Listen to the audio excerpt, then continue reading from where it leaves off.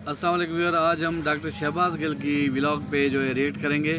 उसमें जो है अल्लाह पाक की मदद मिली है खान साहब को, किस तरह कि साइफ़र वो हरफ बरफ सच्चा साबित हुआ है। जो है अमेरिका भी झूठ बोल रहा था और पाकिस्तान में भी इम्पोर्टेड हुकूमत जो है वो झूठ बोल रही थी कि साइफ़र है ही नहीं, वो हरफ ब हरफ सच्चा हुआ है। और आजकल पूरी वर्ल्ड की मीडिया में वो छाया हुआ है कि किस तरह क्या क्या हुआ था, उसमें किस किस तरह साजिश हुई थी और किस किस ने की थी। और रूस का और दूसरा जो है इमरान खान का जो जाना था उसमें, और अंदर जो दूसरे मसाइल थे वो भी किस तरह। ये पूरी वीडियो गौर से देखें, आपको समझ आएगी। तो चलो वीडियो की तरफ चलते हैं। रहीम और अस्सलाम वालेकुम। आज अगस्त की 10 तारीख जुमेरात की अलल सुबह है, सुबह सुबह का वक्त है पाकिस्तान के अंदर। और मैं आपके सामने यही कहूंगा कि शायद ये इस साल की सबसे बड़ी स्टोरी आपके सामने हम रख रहे हैं, उसके ऊपर तजिया दे रहे हैं। स्टोरी तो ये इंटरसेप्ट की है, हम आपके सामने सबसे बड़ी स्टोरी, सबसे बड़ा सच, सबसे बड़ा मैं ये कहूंगा एक ऐसा खड़ाक हुआ है, पंजाबी में आप इसे कहें, जिसने बहुत सारे लोगों के चेहरों से नकाब उतार दिए हैं। बल्कि मैं तो ये कहूंगा कि पाकिस्तान के अंदर बहुत सारे लोगों के नकाब नहीं बल्कि उनकी धोती ही खोल के रख दी है पब्लिक के अंदर। इस स्टोरी के अंदर, इस स्टोरी से आपको यह भी वाज़ेह होता है कि अल्लाह अल हक है और सच हमेशा गालिब आता है और झूठ की हलाकत होती है। इससे आपको यह भी पता चलता है कि जिसका रब पर यकीन हो उसको यह पता है कि पत्थर के अंदर तक एक कीड़ी को ग़िज़ा भी अल्लाह की ज़ात देती है। समुंदर की तह में हज़ारों मीटर्स के नीचे भी मछलियों को खुराक और ऑक्सीजन अल्लाह की ज़ात पहुंचाती है। और जब वो पहुंचाने पे आ जाए तो इमरान खान जो इस टाइम डेथ सेल के अंदर इस सजाए मौत के कैदियों के एक डार्क, एक बहुत ही गुमनाम सेल के अंदर कायम इस टाइम कैद है, जहां पर पूरे पाकिस्तान में उसका कोई नाम लेने वाला नहीं है। अगर नाम लेता है तो उसको उठा लिया जाता है, उसके वकीलों को उठा लिया जाता है, मीडिया पर उसके नाम लेने पर पाबंदी है। उसका कोई दोस्त, रिश्तेदार, साथी इस वक्त महफूज नहीं है। ऐसा लगता है ऊपर रब है और नीचे इमरान खान है। कोई मदद इस वक्त नहीं पहुंच रही थी तो अल्लाह की जात ने उस शख्स को जिसका ईमान अल्लाह के ऊपर है, मैं जानता हूं, मैंने उसके साथ करीबी तौर पर काम किया हुआ है, उसको अल्लाह ने शायद ये मदद भेजी है। इंटरसेप्ट की ये जो स्टोरी है जिसने नकाब उतार के रख दिए हैं, मैं दोबारा आपको कहूंगा माजरत के साथ ये लफ्ज के शायद बहुत सारों की तो धोती खोल के रख दी है। और ये स्टोरी जो है इसके बहुत बड़े इंपैक्ट होंगे आने वाले दिनों में। और इस स्टोरी ने ना सिर्फ पाकिस्तानी हुकूमत का तमाम झूठ खोल के सामने रख दिया है, बल्कि अमेरिकी स्टेट डिपार्टमेंट ने भी बारहा इसके ऊपर गलत बयानी की, गलत इंफॉर्मेशन यहां पर इंटरप्रेट की या देने की कोशिश की। इस स्टोरी से तो अब यही लग रहा है। तो इस स्टोरी ने जहां पर पाकिस्तान के अंदर के झूठ को बड़ा वाजे करके रख दिया है, उसी तरीके से स्टोरी ने अमेरिका की जो यहां पर एक दोगली स्टेटमेंट्स थी या आप ये कहेंगे मुबहम स्टेटमेंट्स थी, उनको सामने खरे खरे तरीके से, सच्चे तरीके से रख दिया है। बहरहाल स्टोरी की तरफ आते हैं। 3 हिस्सों में मैं इस स्टोरी के ऊपर आऊंगा। स्टोरी इंटरसेप्ट की है। सबसे पहले आपको वो स्टोरी बताऊंगा, उसके बाद मैं कुछ फैक्ट्स बताऊंगा जिनका चशमदीद गवाह मैं खुद हूं, और उसके बाद मैं आपको बताऊंगा अपना एनालिसिस कि इस स्टोरी ने किस तरीके से पावर प्ले होना है पाकिस्तान के अंदर। सबसे पहले जी, मैंने जैसे आपको बताया कि ये स्टोरी इंटरसेप्ट ने की कल मार्च की 9 तारीख को तकरीबन दोपहर 12 बजे न्यूयॉर्क टाइम उन्होंने इस स्टोरी को इशू किया। स्टोरी का इशू होना क्या था? ऐसा ही था कि जैसे कोई बम फट गया है पूरी दुनिया के अंदर, पूरी दुनिया का मीडिया जो है उसने स्टोरी को उठाया, पाकिस्तान दोबारा खबरों में आया। बहुत सारे लोगों को पहले तो पाकिस्तान में ताकतवर हल्कों को समझ नहीं आई कि इस स्टोरी का क्या करना है कई घंटे। उसके बाद उन्होंने अपने जो पंटर थे उनको मार्केट में छोड़ने की कोशिश की, but that was too little too late. So मैं आपको बताता हूं कि इंटरसेप्ट की स्टोरी है क्या। इंटरसेप्ट ने स्टोरी कल दोपहर को वो दी है जो पाकिस्तान की हुकूमत और अमेरिकी स्टेट डिपार्टमेंट लगातार ये कहता रहा है कि ऐसी कोई चीज नहीं है। अमेरिका कहता रहा है कि हमने कभी ऐसा प्रेशर नहीं डाला, और पाकिस्तानी कहते रहे कोई साइफर नहीं था, कोई खास बात नहीं थी। अमेरिका या किसी और ने कोई धमकी नहीं दी थी पाकिस्तान की हुकूमत गिराने के लिए, या कोई ऐसी डिजायर पेश नहीं की थी। और ये इमरान खान ने एक मन गढ़ंत ड्रामा बनाया है सिर्फ और सिर्फ अवाम की तवज्जो लेने के लिए, अपना बयानिया बेचने के लिए और मकबूल होने के लिए। और ये मुल्क के खिलाफ बहुत बड़ी साजिश है। ये कोई और नहीं कहता रहा, ये पाकिस्तान की इवन मिलिट्री लीडरशिप की तरफ से भी यही स्टेटमेंट्स आई, पाकिस्तान के फॉरेन ऑफिस के जो हेड हैं उनकी तरफ से भी यही स्टेटमेंट्स आई, पाकिस्तान के prime minister, interior minister, foreign minister, defence minister और पाकिस्तान के बहुत सारे बिके हुए लफाफों के अंदर रहने वाले सहाफियों की तरफ से भी यही खबरें आई कि ये मुल्की सलामती के खिलाफ एक साजिश है जो साइफर का बयानिया बनाया गया। जैसा कि मैंने आपको बताया कि जब अल्लाह की जात आपकी मदद करने आती है तो काल कोठरी के अंदर भी आपकी मदद करती है, और यही हुआ है। इंटरसेप्ट की स्टोरी ने इमरान खान को सच्चा साबित कर दिया। इंटरसेप्ट की स्टोरी ने बताया कि अल्लाह अल हक है, इमरान खान सच कह रहा था, बाकी ये सब झूठे थे। आइए स्टोरी की तरफ देखते हैं। सबसे पहले तो आपने कौमी तराना माजरत के साथ कह दिया, जंगी तराना एक सुना था, ए पुत्र हटाते नहीं विकते। तो सबसे पहले तो असद मजीद एक ऐसा पुत्र है जो हटा पर नहीं विकता। असद मजीद पाकिस्तान का इस टाइम खारजा अमूर का सेक्रेटरी है, सेक्रेटरी खारजा है। इससे पहले वो एम्बेसडर थे। बहुत ही एक वफादार पाकिस्तानी है। काश मैं ये कह सकूं कि काश बाजवा साहब उनसे आधे भी वफादार और तगड़े होते जितने असद मजीद हैं, तो आज पाकिस्तान की सिचुएशन सिचुएशन कुछ और होती, या काश बाकी लोग असद मजीद की तरह के हो जाएं तो आपका पाकिस्तान की सिचुएशन कुछ और होगी। ये पुत्र हटा पर क्यों नहीं विकदा, इसकी मैं पूरी दास्तान आपके सामने रखता हूं और उसके ऊपर तजिया करते हैं। इंटरसेप्ट ने स्टोरी की है जी कि असद मजीद साहब की मुलाकात हुई जो कि पाकिस्तानी एम्बेसडर थे। दूसरी तरफ जो अमरीकी वजारत खारजा के डोनाल्ड लू अपने 2 और मोतबर अफसरान के साथ इनको मिलने आए। फॉर्मल मीटिंग हुई जिसके नोट टेकिंग की गई। ये तो इमरान खान साहब आपको पहले भी बता चुके हैं। 7 मार्च 2022 को ये मीटिंग हुई थी। उसके बाद असद मजीद साहब जो हैं वो बहुत ही परेशानी में, पैनिक नहीं मैं कहूंगा बिकॉज वो एक दबंग ऑफिसर है, बड़े ही उन्होंने परेशानी में पाकिस्तान के अंदर साइफर भेजा। साइफर क्या होता है? साइफर एक कोडेड लैंग्वेज होती है। मसलन अगर आपने पाकिस्तान के अंदर यह लिखना है कि मैं आपको यह बताना चाहता हूं, तो आप इस तरीके से नहीं लिखते कि मैं आपको यह बताना चाहता हूं। ऑफ कोर्स इंग्लिश में लिखते हैं I want to tell you, यार I want to tell you this story और दिस न्यूज, तो आप इस तरीके से नहीं लिखते। आपके कोड है, आई के लिए कोई कोड है, वांट के लिए कोई कोड है, टेल यू के लिए कोई कोड है, तो कोडिंग के साथ वो चीज भेजी जाती है और यहां पर कोडिंग करने वाला बंदा भी एम्बेसी के अंदर मौजूद होता है, वो उसकी कोडिंग करता है। वहां पर फॉरेन ऑफिस के अंदर एक अफसर मौजूद होते हैं जो उसको डिकोड करते हैं। तो आप, मुझे नहीं पता वो कोडिंग क्या होगी पाकिस्तान के फॉरेन ऑफिस की, लेकिन हो सकता है कि अगर ये लिखा जाए कि मैं आपको ये बताना चाहता हूं, तो हो सकता है लिखा हो X32YM और ये जो कोड है ये इस पूरे सेंटेंस को बनाता हो, तो वहां पर ये डिकोड होता है साइफर। और ये नॉर्मली तमाम एम्बेसडर भेजते हैं। क्यों कोडिंग की जाती है? ताकि दूसरे मुल्क आपकी कम्युनिकेशन को पकड़ ना लें और पता ना लग जाए कि आप अपने होम कंट्री के साथ आपका एम्बेसडर यहां से क्या शेयर कर रहा है। आप ये सोचें कि पाकिस्तान का जो एम्बेसडर हिंदुस्तान के अंदर होता है उसने भी वहां से इंफॉर्मेशन भेजनी होती है, तो इसलिए कोडिंग इस्तेमाल करती हैं पूरी दुनिया की एम्बेसियां कि वो सिर्फ उन्हीं के मुल्क को पता, और हर मुल्क का अपना एम्बेसडर ही उनको साइफर भेजता है, कोई और मुल्क उनको साइफर नहीं भेजता। बहरहाल इंटरसेप्ट की ये जो स्टोरी है इसमें वो कहते हैं कि ये मीटिंग हुई। इस मीटिंग के अंदर बड़े वाजे तौर के ऊपर जो डोनाल्ड लू हैं उन्होंने, असद मजीद साहब अब लिखते हैं पाकिस्तान के जो फॉरेन ऑफिस हैं उनको, पहले तो कोडिंग की बात थी, अब तो वो पूरे का पूरा साइफर की डिकोड हुआ साइफर पाकिस्तान से लीक हुआ है और अकॉर्डिंग टू इंटरसेप्ट ये मिलिट्री के किसी बंदे ने उनको लीक करके दिया है। अब वो जो साइफर सामने आया है उसकी टेक्स्ट, क्योंकि वो डिकोड होने के बाद है, यहां से भेजा हुआ साइफर लीक नहीं हुआ, वो तो कोडेड था, वहां जाके डिकोड हुआ, डिकोड होकर जो उसकी कॉपी प्रोड्यूस हुई वो लीक हुई है और वो इंटरसेप्ट ने जो है वो शाया की है। वो कहते हैं कि डोनाल्ड लू ने सबसे पहले तो एम्बेसडर को यह कहा कि जो पाकिस्तान की यूक्रेन के ऊपर एग्रेसिवली न्यूट्रल पॉलिसी है, ये बड़ा इंटरेस्टिंग वर्ड है कि पाकिस्तान न्यूट्रल भी रहे तो उसको अग्रेसिव कहा जा रहा था अमेरिका की तरफ से, हालांकि न्यूट्रलिटी कभी भी अग्रेसिव नहीं होती। बहरहाल उन्होंने कहा कि पाक पॉलिसी ऑन यूक्रेन जो है वो एग्रेसिवली न्यूट्रल है और ये सिर्फ इमरान खान की पॉलिसी है, ये पाकिस्तानी फौज, पाकिस्तानी फॉरेन ऑफिस और ये किसी की नहीं। ये डोनाल्ड लू कह रहा है पाकिस्तानी एम्बेसडर को कि हमने अपनी तहकीक की है और हमारे हिसाब से ये सिर्फ इमरान खान की पॉलिसी है। और यूएस और यूरोप जो है वो इसके ऊपर बड़े नाराज हैं, उनके सीरियस कंसर्न्स हैं और आने वाले वक्त में भी बड़े सीरियस कंसर्न्स हमें नजर आ रहे हैं। और ये सब कुछ इमरान खान कर रहा है, ये उसकी पॉलिसी है और दौरा जो उसने किया था मॉस्को का वो भी उसकी अपनी ही पॉलिसी थी, वो उसने खुद से ही वो दौरा बनाया था, वो खुद ही जाना चाहता था और कोई नहीं जाना चाहता। यहां पर आपने ये बहुत इंटरेस्टिंग बात है जिसको आपने मद्देनजर रखना है कि क्यों अमेरिका सोचता है कि ये सिर्फ इमरान खान की पॉलिसी थी, क्यों अमेरिका ये सोचता है कि ये किसी और की पॉलिसी नहीं थी। माजरत, क्यों अमेरिका ये सोचता है कि ये किसी और की पॉलिसी नहीं थी, ये इमरान खान की ही अकेले की खालिस्तान पॉलिसी थी। इस पर इमरान खान साहब कह चुके हैं कि जनरल बाजवा, इमरान खान के मुताबिक जनरल बाजवा जो हैं वो यूएसए को रॉन्गली फीड करते रहे, इमरान खान के खिलाफ काम करते रहे और उन्होंने यहां पर लोग हायर किए हुए थे, डॉलर देकर बंदे हायर किए हुए थे जिनके थ्रू वो अमेरिका के अंदर मिस इंफॉर्मेशन इमरान खान की हुकूमत के खिलाफ फैलाते रहे और यहां पर ये बताने की कोशिश करते रहे कि मैं या मिलिट्री आपके खिलाफ नहीं है अमेरिका के, हम तो आपके साथ चलना चाहते हैं, इमरान खान आपके खिलाफ है। ये इमरान खान साहब समझते हैं और उन्होंने इसका इजहार भी कई दफा किया है। बहरहाल जो एम्बेसडर असद कहते हैं वो लिखते हैं फॉरेन ऑफिस को कि जी उन्होंने ये कहा कि ये जो आपकी न्यूट्रलिटी की पॉलिसी, आप गैर जानबदार रहना चाहते हैं, आप रशिया के खिलाफ नहीं होना चाहते और ना आप अमेरिका के साथ होना चाहते हैं, आप दरमियान में रहना चाहते हैं, तो आपकी ये जो पॉलिसी है ये बहुत खतरनाक है, एग्रेसिव है, हम इसे बिल्कुल पसंद नहीं करते।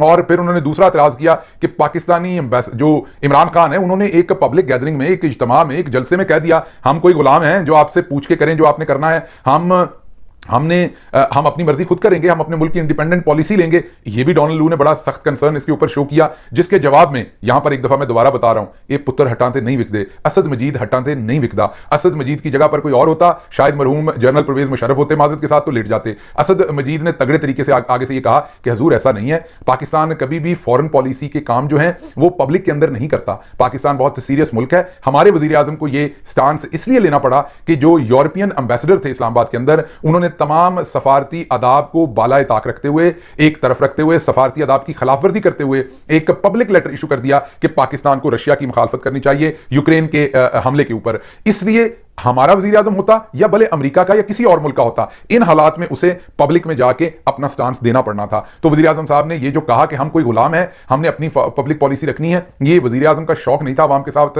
बात करने का। ये यूरोपियन एम्बेसडर ने सफारती आदाब की खिलाफवर्जी की, इसलिए किया। वाह असद मजीद वाह, खुश कर दिया एक पाकिस्तानी होने के नाते। मैं शुक्रगुजार हूं कि आपकी मां ने आपको पाकिस्तान में पैदा किया और तुसी हटाते नहीं विकदे। अगली बात असद मजीद बताते हैं कि उन्होंने पूछा कि क्या ये जो आपको गुस्सा है डोनाल्ड लू साहब, जो आप अपनी इतना ज्यादा आप परेशानी का अमेरिका की तरफ से इजहार कर रहे हैं, ये जो हमने न्यूट्रलिटी रखी है, वोट यूएनजीए के अंदर हमने वोट नहीं दिया, उसकी वजह से है? तो उसके जवाब में उन्होंने कहा कि नहीं, ये जो प्राइम मिनिस्टर ने मॉस्को का विजिट किया है, रूस का विजिट किया है, ये उसकी वजह से है। ये सारी की सारी फसाद की जड़ जो है वो मॉस्को का विजिट है।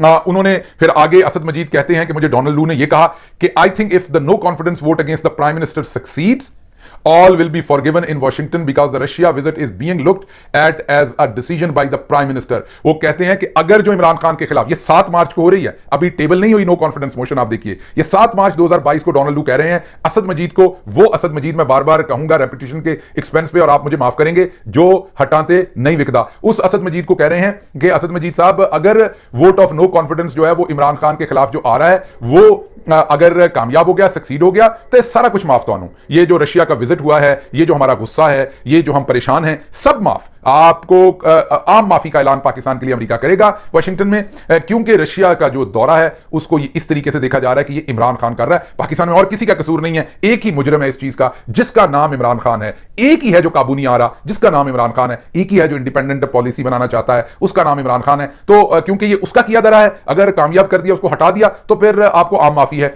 लेकिन आगे वो कहता है अदरवाइज जे इंज ना होया, I think it will be tough going ahead.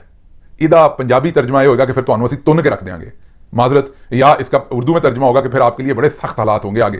तो उसके बाद वो असद मजीद साहब कहते हैं, ये इन्वर्टेड कॉमास में है सारी बातें, जो आम लोग इस बात को नहीं समझते, वो ये कि असद मजीद साहब अपनी तरफ से बात नहीं करते। जब कोई स्टेटमेंट इन्वर्टेड कॉमास में लिखी जाए तो उसका ए बाजी मरियम के लिए भी है और बाजी मरियम औरंगजेब के लिए भी है, सब नलायक बाजियां आस्ते, क्योंकि पढ़ियां तो है नहीं, उन्होंने पता होवे जो कोई शय इन्वर्टेड कॉमास में लिखी जाती है तो स्टाइल मारना आस्ते नहीं लिखी जाती, उदा मतलब यह होता है कि वो स्टेटमेंट हू बहू लफ्ज बलफ्ज उस बंदे दी है, मैं अपने को कुछ ऐड नहीं कर रहा। तो असद मजीद साहब इन्वर्टेड कॉमास में ये स्टेटमेंट लिख रहे हैं पूरे मोहतात होकर, क्योंकि नोट लिए हुए थे कि ये मेरा, इसमें कोई लफ्ज शामिल नहीं, हू बहू एज इट इज डोनाल्ड लू साहब ने ये बात कही है। उसके बाद वो कहते हैं, उन्होंने तवक्कुफ लिया एक, रुके डोनाल्ड लू, और उन्होंने आगे कहा, और and then he said I cannot tell how this will be seen by Europe, but I suspect their reaction will be similar। मुझे नहीं पता कि यूरोप वाले, मैं कुछ खास नहीं कह सकता कि यूरोप वाले क्या करेंगे, किस तरीके से रिएक्ट करेंगे, पर मुझे लगता है वो भी हमारी तरह ही रिएक्ट करेंगे।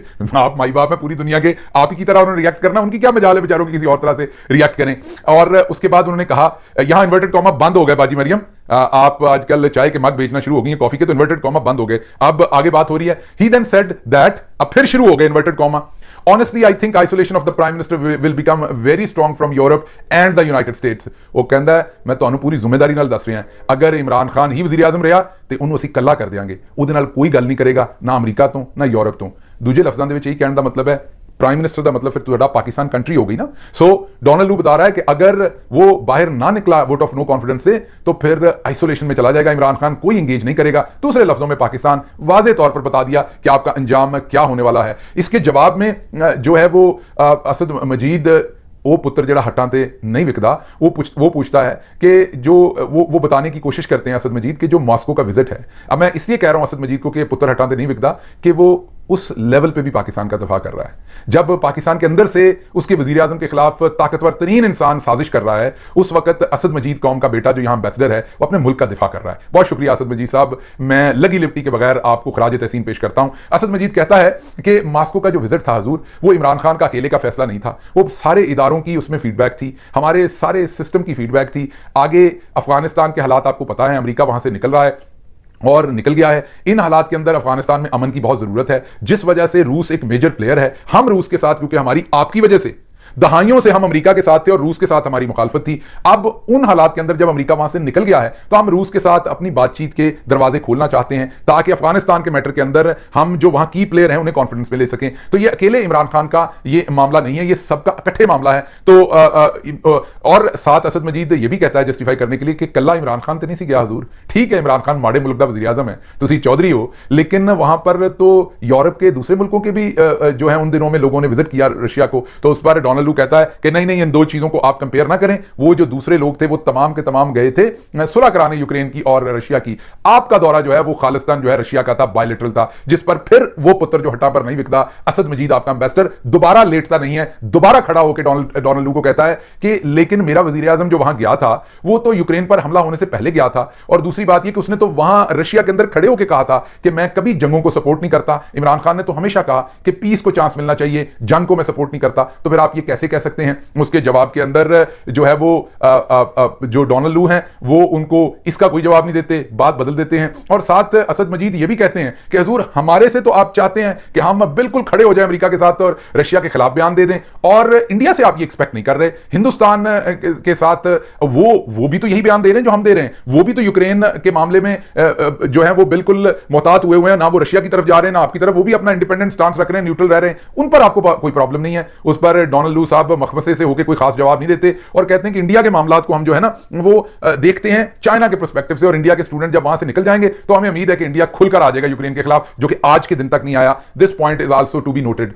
उसके बाद जो पाकिस्तानी एम्बेसडर हैं असद मजीद, जड़ा पुत्र हटाते नहीं विकदा, वो डोनाल्ड लू से पूछता है कि ये जो कुछ हुआ, मैंने आपको बताया है कि ये प्राइम मिनिस्टर का अकेले का नहीं था और प्राइम मिनिस्टर ऐसा कुछ नहीं चाहते, ये सबसे मशवरा करके एक लंबी, डोनाल्ड लू कहता है कि ये जो ओलंपिक्स हुआ था ना बीजिंग में, वहां प्राइम मिनिस्टर इमरान खान और पुतिन की मिलने की कोशिश हुई थी जो नाकाम हुई, और उसके बाद ये जो है प्राइम मिनिस्टर इमरान खान ने ये दौरा किया। तो उस पर पुत्र हटाते ना विकनाला असद मजीद कहता है कि नहीं ऐसा नहीं है, ये कई सालों से हम इसे प्लान कर रहे थे और ये दौरा प्राइम मिनिस्टर इमरान खान ने नहीं प्लान किया, सबने मिलकर किया है। उसके बाद जो डोनाल्ड लू है वो उनको stick carrot and stick policy देता है। मीनो कहता है कि अगर ते इमरान खान को हटा दोगे तो सब कुछ माफ हो जाएगा, इनाम मिलेगा, ते जे नहीं हटाओगे फिर तुन के रख देंगे, फिर लाठियां पहन गया तो। सो कैरेट एंड स्टिक जिसे कहते हैं, धमकी भी देता है और साथ इनाम की पेशकश भी करता है। ये अखबार लिख रहा है, मैं नहीं कह रहा, ये इंटरसेप्ट कह रहा है कि स्टेट डिपार्टमेंट की ये पॉलिसी थी। उसके बाद जो असद मजीद हैं वो पूछते हैं कि अच्छा चलें, मेरा ख्याल है कि जो मैंने आपको एक्सप्लेन किया है उससे कोई ना कोई चीजें आप वाजे हो गई होंगी, और ये जो प्राइम मिनिस्टर ने दौरा रशिया का किया, आपको पता है कि हम तो यूक्रेन की जंग को सपोर्ट नहीं करते, हम न्यूट्रल हैं, तो अब आपके खदशात जो हैं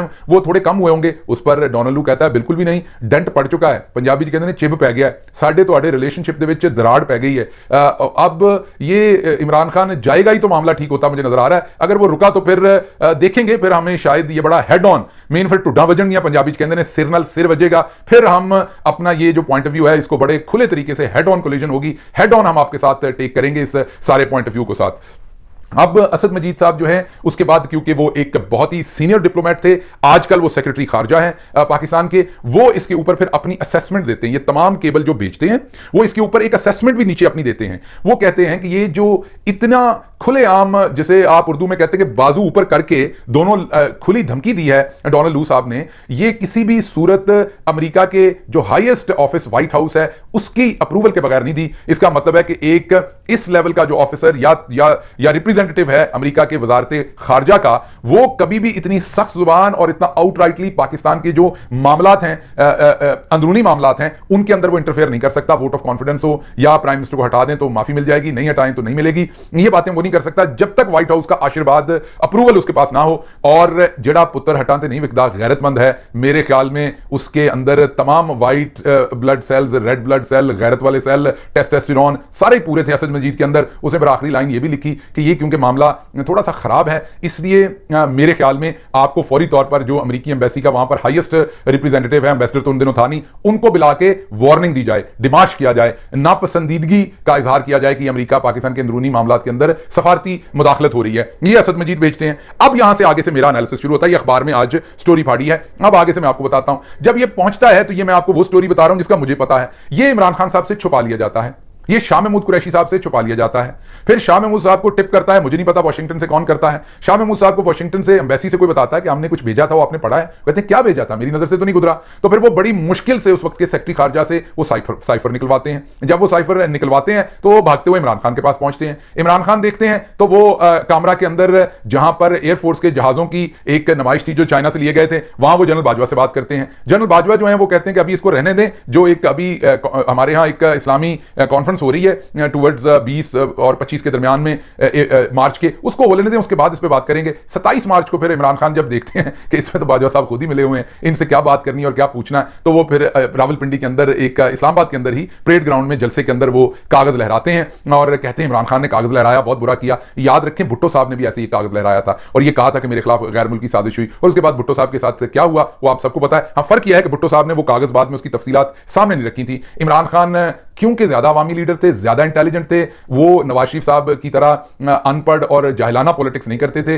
और वो सिर्फ करप्शन पे ध्यान नहीं देते थे, पढ़ा लिखा आदमी था। उन्होंने जो अकलमंदी की वो उन्होंने नेशनल सिक्योरिटी कमेटी की मीटिंग बुलाई जिसमें तीनों आर्मी चीफ होते हैं, चेयरमैन ज्वाइंट होता है, आपका फॉरेन मिनिस्टर है, आपके दूसरे की मिनिस्टर हैं, प्राइम मिनिस्टर बैठते हैं, वहां पर इसको सामने रखा जाता है और पूछा जाता है कि हजूर ये क्या है, मुदाखलत है या साजिश है। वहां माना जाता है कि ये तो बहुत बुरी जुबान इस्तेमाल हुई है, जनरल बाजवा साहब भी मानते हैं, सारे मानते हैं, और जो असद मजीद जेड़ा पुत्र हटाते नहीं विकदा उसकी जो रिकमेंडेशन होती है कि डिमार्श किया जाए वो डिमार्श किया जाता है। इमरान खान को पता होता है कि कल को इस बात को इसके खिलाफ इस्तेमाल किया जाना है। वो कैबिनेट की आखिरी दिन मीटिंग करता है, इस साइफर को डी क्लासिफाई करता है, उसके बाद इसे कैबिनेट के सामने रखता है, उसके बाद इसी साइफर को जो पार्लियामेंट है उसको ब्रीफिंग इन कैमरा दी जाती है, फिर इसी साइफर को आपका जो स्पीकर है, डिप्टी स्पीकर, उसके थ्रू सुप्रीम कोर्ट को भेजा जाता है और ये तमाम काम इमरान खान अपने जाने से पहले पहले कर देता है। ना करता तो कैसे मानना था, किसी ने नहीं मानना था। बहरहाल आगे देखते हैं हुआ क्या। इमरान खान करना क्या चाहता था इस सारी में? इमरान खान सिर्फ वो पॉलिसी लेना चाहता था जो हिंदुस्तान ले रहा था, बांग्लादेश ले रहा था, इंडिपेंडेंट फॉरेन पॉलिसी, जो बांग्लादेश अपने फायदे की सोचता है, हिंदुस्तान अपने फायदे की। लेकिन आपने देखा कि अभी इमरान खान दफ्तर के अंदर बैठे ही हुए थे कि जनरल बाजवा साहब ने एक कॉन्फ्रेंस में कह दिया कि हम न्यूट्रल नहीं है, हम यूक्रेन की जो इन्वेजन है उसकी सख्त मुखालफत करते हैं। जाहिर बात है इमरान खान भी जंग की मुखालफत कर रहे थे और वो हमेशा करते हैं, लेकिन वो किसी मुल्क की तरफदारी नहीं करना चाहते थे, न्यूट्रल रहना चाहते थे। तो इमरान खान की पॉलिसी ये थी, बाजवा साहब की पॉलिसी उससे फर्क थी। तो आपको फिर ये समझ भी आ गई होगी कि ये सारी कार्रवाई पीछे से कौन कर रहा था। अब आगे मैं बात आपको बताता हूं। अब क्योंकि इमरान खान ने रस्सी डाल गया था गर्दन में, इमरान खान ऐसा इंतजाम करके गया था जिससे निकल नहीं सकते थे। मैंने बताया ना कि वो निहारी के नशे में तो वो काम करते नहीं थे, दिमाग से काम करते थे। नेशनल सिक्योरिटी कमेटी से भी अलामिया जारी करवा चुके थे, डिमार्च भी हो चुका था, कैबिनेट में भी जा चुका था, पार्लियामेंट को ब्रीफ हो चुका था, सुप्रीम कोर्ट भी जा चुका था, अवाम से भी शेयर कर चुके थे। अब इस सारे कट्टे को बांधना था। उसको बांधने के लिए शहबाज शरीफ साहब ने नेशनल सिक्योरिटी कमेटी की जो है वो मीटिंग बुलाई। उसके अंदर असद मजीद जेड़ा पुत्र हटाते नहीं विकदा उसको बुलाया गया। उसको पूछा कि जी ये आपने भेजा है, क्या ये सच है? उन्होंने कहा जी बिल्कुल सच है, जो मैंने सुना जो हुआ वो मैंने। उन्होंने कहा आपने ज्यादा सख्त जुबान नहीं कर दी कि इनको डिमार्च किया जाए, जो आपकी असेसमेंट है? उन्होंने कहा हुजूर जितना मैं समझता हूं डिप्लोमेसी को, जितना मैं पाकिस्तान का फायदा समझता हूं एज एम्बेसडर, मैंने अपनी स्टेटमेंट दी और मैं इससे पीछे नहीं हटूंगा। इसका एक एक लफ्ज सच है और मैं इसकी पूरी ओनरशिप लेता हूं। अब पहली कोशिश तो ये थी कि असद मजीद थोड़ा सा आगे पीछे हो जाए, पुत्र जड़ा चलो हटाते ना बिके, किसी नुमाइश में बिक जाए। लेकिन उस पुत्र ने क्या, ना मैंने किसी प्रेशर में बिकना है, ना मैंने किसी हट्टी पर बिकना है। तो असद मजीद ने जब इनकार कर दिया और कहा कि ये सब कुछ सच है, तो फिर एक फरसूदा सा नया अलामिया निकाला जिसमें कहा साजिश नहीं हुई, मुदाखलत हुई है। अब इसको मैं क्या कहूं, उसके ऊपर बहुत बहुत मजेदार मीम्स और फिर बाद में तस्वीरें सोशल मीडिया पर आई, उस पर मैं कुछ नहीं कहूंगा। अब अगली बात करते हैं। फिर शहबाज शरीफ साहब ने पार्लियामेंट के फ्लोर के ऊपर कहा कि पाकिस्तान के खिलाफ साजिश नहीं हुई, मुदाखलत हुई है, और यह भी कहा कि डोनाल्ड लू के जो अल्फाज थे वो इनएप्रोप्रिएट थे। आज जब यह खबर आई तो अल्लाह दी शान राणा सनाउल्लाह ने इस पर कमेंट की, राणा साहब कुछ ख्याल करो। तो हमें भी नहीं पता होना इंटरसेप्ट किनू कहते हैं, तुसी मेरा ख्याल यही समझिया कि पुलिस किसी ने इंटरसेप्ट कर रही है। तुसी अपना काम करो, ਜਿਹੜੀ कमी ਤੁਹਾਨੂੰ लाया लोगों के कपड़े शपड़े लाओ, उन्होंने कुट शुट चढ़ाओ। सो राणा साहब ने सीधा ट्वीट दाग दिया। सारी बातें किसी ने लिख के दिया, उन्हें खुद तो वो ये काम नहीं कर सकते ना बेचारे, उनको ये ट्वीट किसी ने लिख के दिया और उन्होंने ये इसके ऊपर स्टेटमेंट दी कि इस स्टोरी में कुछ नया नहीं है, फजूल स्टोरी है इंटरसेप्ट की, कुछ नया नहीं है और पुरानी बात यह जो दोबारा हुई है तो कुछ ऐसा नया नहीं है। और साथ एक और चीज दाग दी कि अगर इसमें एक चीज इंपॉर्टेंट है कि यह साइफर जो अखबार तक पहुंचा है तो एक ही कॉपी थी जो इमरान खान के पास गुम होगी, बाकी सारी तो मौजूद है, तो यही कॉपी वहां पहुंची है। अच्छा जी, आजकल कॉपियां सिर्फ हार्ड कॉपी पहुंचती है, ये आपके फॉरेन ऑफिस से या किसी और जगह से तस्वीर लेके फोन पे अखबार को नहीं भेजी जा सकती थी उसी पेज की? पर राणा साहब इन्ना पता हो राणा साहब ने तो फिर सारी मुसीबत किस गल दी सी। पर राणा साहब ने कंध थले दी, वहां के एडिटर ने जवाब मीन कान के नीचे जवाब दिया एडिटर साहब ने, और उन्होंने कहा कि हजूर अगर ये झूठी है तो फिर आपको मुसीबत क्यों पड़ी हुई है? फिर आप इमरान खान पर जो सीक्रेट एक्ट क्यों लगाना चाहते हैं? आप इसको इन्वेस्टिगेट क्यों करना चाहते हैं? अगर साइफर ही झूठा है तो आप इतनी तावीलें क्यों दे रहे हैं? अब इतनी परेशानी क्यों ले रहे हैं? आप ये क्यों कह रहे हैं वहां से गायब हुआ और यहां से गायब हुआ? एक तरफ आप इसे झूठा कह रहे हैं और दूसरी तरफ से कह रहे हैं ये कॉपी वहां से गायब हुई होगी। अब राणा साहब ने ना तो अंग्रेजी अपने वाली आप लिखी सी ते ना इंटरसेप्ट दे रायन जिहड़ा उन्होंने एडिटर है ਉਹਦੀ अंग्रेजी पढ़ के समझ आई होनी है। उन्होंने सिर खुरकिया होना है और इंतजार किया होना है कि कि जिन्हें ਸ਼ਰਿਸ਼ਤਿਆਂ ਨੇ ਪਹਿਲਾਂ ट्वीट लिख के दिता सी दोहरे लिख के देंगे तो साडा मुंडा ट्वीट कर देगा। बहरहाल ये बात यहां आ गई। अब मैं आपके सामने फाइनल एनालिसिस रखता हूं, ये काफी लंबा हो गया हमारा पूरे का पूरा जो है व्लॉग, नॉर्मली मैं इतना लंबा करता नहीं, लेकिन मैं आपके सामने सिर्फ ये रखता हूं कि आप एक बात सिर्फ इसमें ये देखिए कि पाकिस्तान के अंदर इन्होंने किया क्या। सबसे पहले तो हुकूमती लेवल के ऊपर यहां पर किस तरीके से डिनाई किया गया स्टेट डिपार्टमेंट ने, और वहां पर वो आपने देख लिया। उसके बाद आपने देखा कि पाकिस्तान के अंदर जो 2 नंबर किस्म के सहाफती ताइफे हैं, उन्होंने क्या कुछ किया। ये तवाइफ और ताइफे में फर्क होता है, ये ज़हन में रखिएगा, बाद में ये ना कह दीजिएगा मैंने तवाइफ कहा। जो ताइफे हैं मसलन सलीम साफी जैसे, उन्होंने कहा आज तक अमेरिका से या किसी बैरूनी मुल्क से कोई साइफर नहीं आया किसी एम्बेसडर की तरफ से, अगर आया हो तो मैं सहाफत छोड़ दूंगा।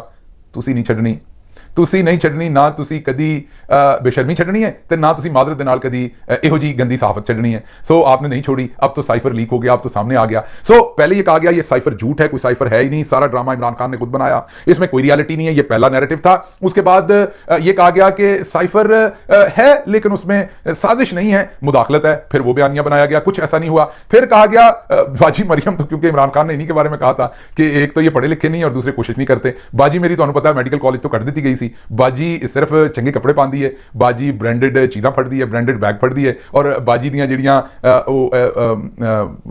सहेलियां ने, मैं कह सकदा बाजी दियां जिहड़ियां कनीज़ां ने वो नाल बैग शैग फड़ के फिरदियां ने ब्रांडेड, और बाजी नूं एडा पता तो नहीं हुंदा। बाजी ने भी एक बयान दे मारिया, बाजी ने कहा देखे ना इमरान खान ने कितनी बड़ी ज्यादती की है, अब कोई दूसरा मुल्क हमें कभी साइफर नहीं भेजेगा। बाजी नूं फिर लोगों को दसना पिया कि बाजी ये अपना मुल्क ही अपने आप नूं साइफर भेजदा है, मीन अपना अंबैसडर ही भेजदा है, कोई और नहीं भेजदा। सो डोंट वरी, साडे अंबैसडर हजे भी भेजदे रहणगे। अच्छा जी, सो ये बयानिया बनाया गया कि कोई साइफर नहीं है, कुछ नहीं है, ये पहले बयानिया बनाया गया। फिर है साजिश नहीं थी, मुदाखलत है। और अब क्या हुआ जब ये स्टोरी आ गई, पाकिस्तान की बहुत ही मायनाज जर्नलिस्ट हैं, बड़े जर्नलिस्टों में से उनका शुमार होता है आरिफा नूर साहबा। डॉन लीग की स्टोरी जो थी वो भी उन्होंने की थी, आपको याद होगा।